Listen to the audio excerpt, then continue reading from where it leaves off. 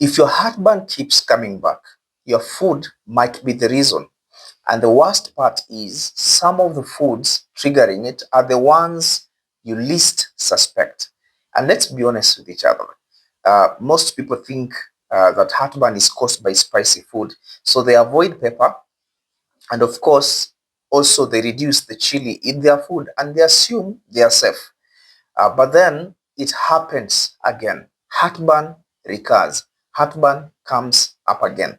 Same burning, same discomfort. They experience it again, even on days when they didn't eat anything spicy. So, what's really going on? What's really going on? That is the question that we need to answer. So let's go back inside your body and take a journey once again, the same way we did when we were looking at the previous video. Remember that valve between your stomach and your esophagus, the one that is supposed to keep acid from coming up. That particular valve, I refer to it as a sphincter in the previous video. So certain foods, they don't just irritate your stomach. Certain foods, they don't just irritate your stomach, they actually affect that particular valve. They affect the sphincter, and some of them, they relax it, and others, they increase acid production, and some actually do both. Now, let's start with one of the biggest culprits. This is fatty foods.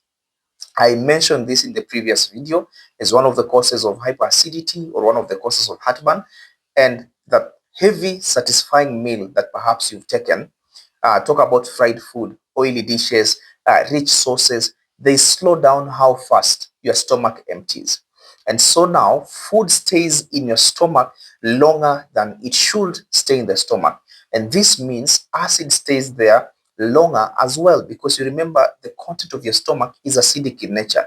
And as your stomach stays full, pressure begins to build up. That pressure, it pushes against the valve. And when the valve gives way, acid moves upward into the esophagus. Now, here is one that surprises a lot of people.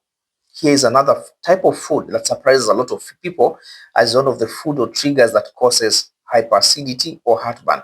And this, I'm making reference to caffeine.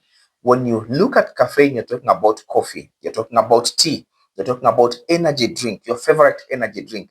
They don't just wake you up, they don't just keep you alert, they also relax that particular valve. So now, even normal amounts of acid, what you'll expect to be normal amount of acids, have an easier path upwards. They move from your stomach to the esophagus. And if you are taking caffeine on an empty stomach, you are adding acid. I'll repeat that. When you take caffeine in an empty stomach, you're adding acid and you're weakening the barrier at the same time. The other category of food that triggers hyperacidity is chocolate.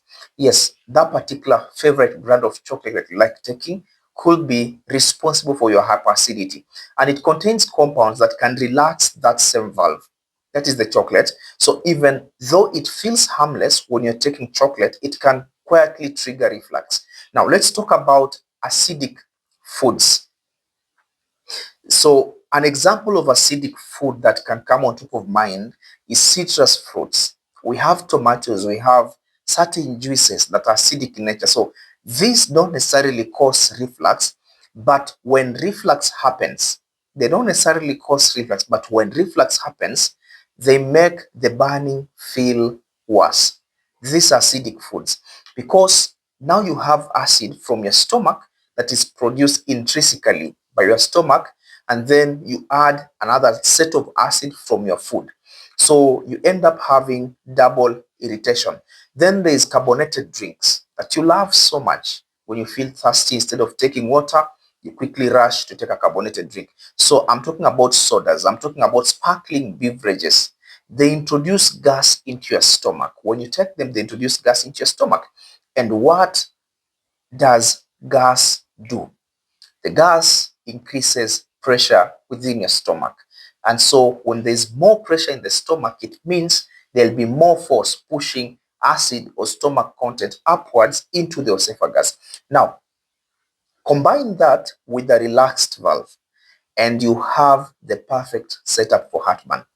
And then there is also alcohol. If you are a consumer of alcohol, you could be putting yourself at a risk of experiencing heartburn.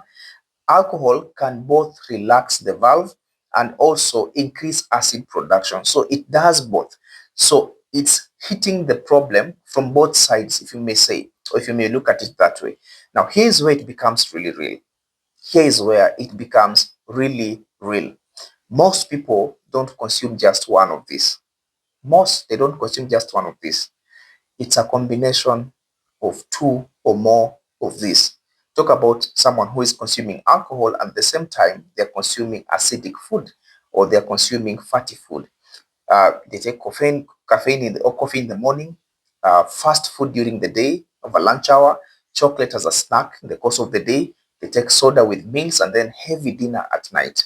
Individually, each may seem harmless, but when you combine them together, they create a pattern that keeps your system under constant pressure. Now, constant relaxation of that valve, of that sphincter, constant exposure to acid, that is what you're talking about, the pattern that is being created. And then we say, why does this keep happening? Why does this keep happening? But your body is simply responding to what you're giving it. It's responding to what you're giving it, what you're feeding it. Now, here's the important part that I want you to take note of. You don't need to eliminate everything at a single go. No, you don't need to eliminate everything at a single go, but you do need awareness. That is what you need. So start noticing patterns, start taking note of patterns, note them down. Does your heartburn happen after certain meals? Does it come after you've consumed certain meals or at certain times or after specific drinks? Because once you identify your triggers, once you've been able to put a finger to your triggers, then you gain control. And control doesn't mean restriction. It means you have a choice. That is when you gain control. So you can decide, when is this worth it? When should I avoid this? You can make a decision and decide.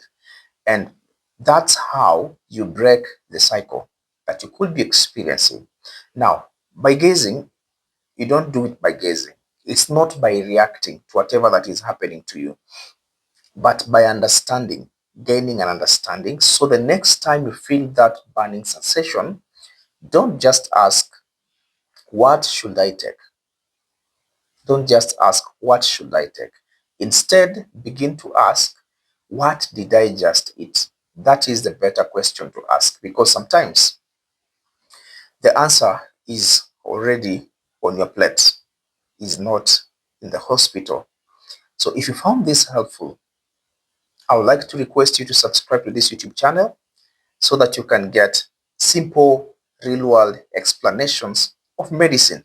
Because once you understand your triggers, you stop being surprised by your symptoms. Once you understand your triggers, you stop being surprised by your symptoms. See you in the next video. Bye-bye.